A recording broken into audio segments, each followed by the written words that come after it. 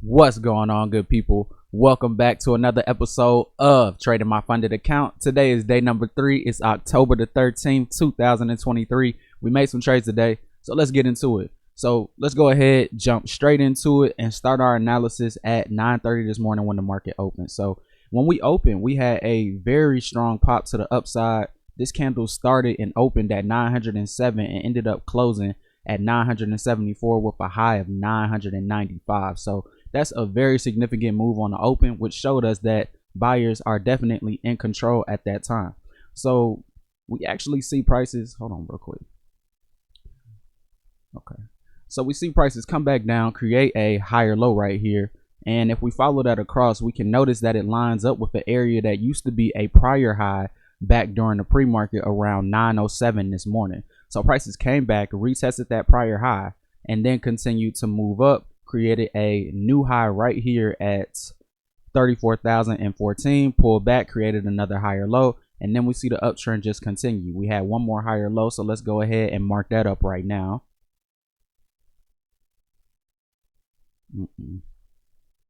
Okay, there we go. So after this higher low got formed, we see prices come back up, create a new high once again at 34,069. So at this point, the uptrend has a lot of momentum, a lot of steam.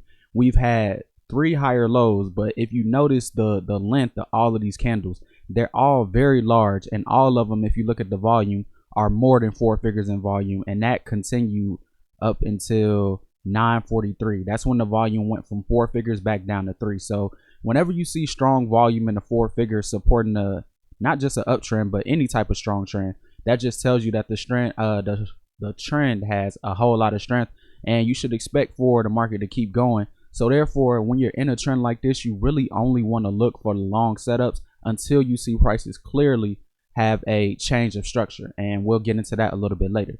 So after we created this new high at 69, we pulled back, retested that level on both of these next 2 candles, and that's very important because this area really, I was kind of aiming for this higher low to come back and get retested, but since it was so far away, I'm like, more than likely it makes sense that the top level for this prior swing is going to act as support for the near term. So I think these 2 candles right here just supported that idea because we saw prices come back, retest that level twice on both of these candles, and then they finally moved on to make the ultimate high for the session so far at 34,123. Now from that point forward, we pull all the way back to the first level of support and then back to the major level of support, which was the lowest level. Now right here, this is where I started trading, and right here at trade 1, I went long here during an uptrend as prices had a false breakout past support.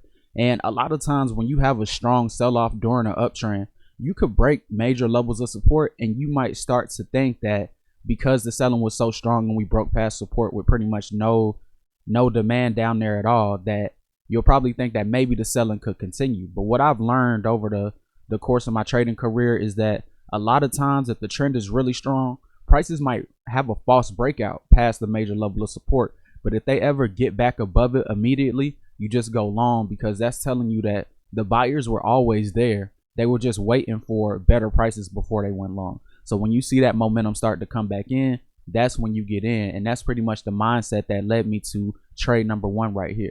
Now I thought about holding this trade for maybe a complete scalp target where I catch my full 20 to 22 points, but I just wasn't quite sure if prices were going to be able to make it back above this support level, seeing as how the high for this candle was 123 and we sold off all the way back down to a low of 38. So that's around 80 points in the span of 5 minutes. And you know, I really don't want to get in front of that momentum, because I'm like, well, if we drop that much, then we could potentially keep going. And that eventually did happen, but not before the buyers came in and tried to have one last push to the upside.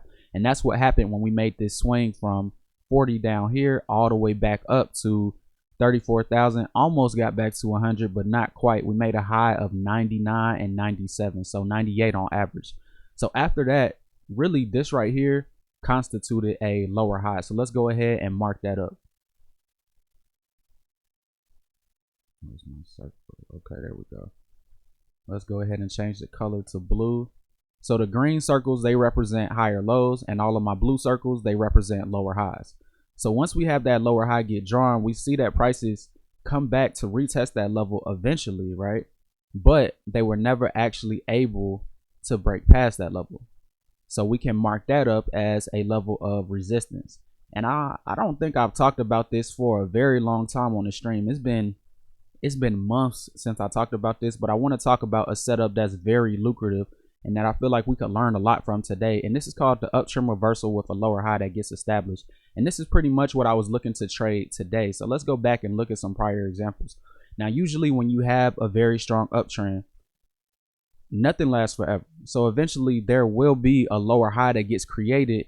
And depending on how that lower high gets made, it could lead to a pretty significant downtrend or maybe just a minor pullback, but it'll definitely lead to some type of selling. So what you want to look for is some type of topping pattern at the top of an uptrend. So on this day, on February 22nd, 2021, we had a double top followed by a lower high right here. It's not marked up, but this little candle right here.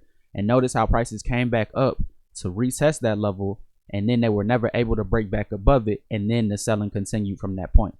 If we go back and look at an example from February 16th, 2021, very similar pattern right here where we just pretty much had a top. We sold off hard, created a lower high. Prices pushed back down, came back up to retest that lower high, but were never able to break back past it. And we can see this happen a lot of times. So not just in 2021. This example is from 2023 on September 1st. Notice how the uptrend, really, if you think about it, this was the ultimate high. We came back, created a lower high right here. And from that point, we created a relatively small lower high right here, but a lower high nonetheless. Prices pushed down, came back to retest it, but could never break past it. And then the downtrend continued. So that's pretty much the setup that I was looking at today when I was seeing all of this price action kind of start to form. So even though the trend was very strong to the upside, I still had to respect the fact that we did have a lower high right here. Prices pushed down, came back to retest it, but could never break past it. And then from that point forward, we continued to create another lower high. So let's go ahead and mark that up right there. So no matter how strong you think the uptrend might be, as soon as you see two lower highs, that's when you got to start thinking about the short trade, and just respect the fact that the sellers are in the market for right now. It doesn't mean that the selling is going to continue all day long. Sometimes it will, sometimes it won't. But it's just telling you that right now, in the moment, the sellers have control. So you definitely don't want to look to go long. So once I saw this lower high get made, and once we broke past support right here and stayed below it, I was like, okay, I see what's going on. We're in a seller's market. So let me start looking for my downtrend opportunities. So anytime I see that we're in a downtrend, I look for prices to come back, retest either a prior low or retest a previous higher low that got violated. But since we had no higher lows that really got established throughout this entire swing from 34,048 all the way down to 33,977, there were no lower highs. So instead of using excuse me, I said there were no lower highs, there were no higher lows. So instead of me looking for a higher low to act as a failure point, I instead look to just trade off of the previous levels of resistance that I could find from the prior swing lows that occurred. So we have a swing low right here on this candle at a low of 33,995, another swing low right here. I tried to catch this one right here, but prices never came back to actually test this candle, because I had a choice right here. I had a choice between using this candle as a reference point to go short from, or this one. I chose this one because the low for this candle was just a tad bit higher than this one. So the low for this one was 34,012. The low for this candle was 34,005. And I was like, man, if I get in at 3, which is 2 points below the low for this candle, if prices were to come back up to 12 and they had any type of overshoot, I would probably get stopped out, and I might be hesitant to get back into the trade once the prices are on their way back down to the downside. So I said, you know what, if prices can't come back to 12, well, I have my order at 10, which is 2 points below 12. If they don't come back up to 10, I'm not taking it. And they eventually came back to a high of 5 right here, which was okay, because I'm like, look, if I can't get my best trade from the best possible levels, then I don't want it. Opportunity is abundant all day long. So if I miss this one, I can just wait around for the next one. And that's pretty much what led me to trade number 2 right here, because you see that once we established this new low, I drew my level up at the body for that low. Really, this is a pivot point right here. So after I drew this level of you could call it support, but once it got broken through, it becomes resistance. So all I did was wait for prices to break back down below that level, come back to retest this wick right here, these lows, and then that's when I put my order in at 74, which was, if you take this candle, the low for this one was 977. I thought about putting my order at 75, which is usually 2 points below, which is usually what I like to do when I'm looking for that short trade. But looking at the fact that 75 was a major quarter level, I don't want to put my order right there on that number. I want to put it a little bit in front of it. So either at 74 or 73. And today I chose 74 and was able to take it back down to 953, get my 21-point scalp target. You add that in with the 13 that we made earlier. And all in all, we finished the day pretty good, man. That's 34 points minus commissions. We ended up finishing with 328, which is about 32 points. So all in all, that's a good job for me. I came in, I handled my business, and I did what I needed to. I think the most important thing that I did today was waited for the best possible trades that I could take.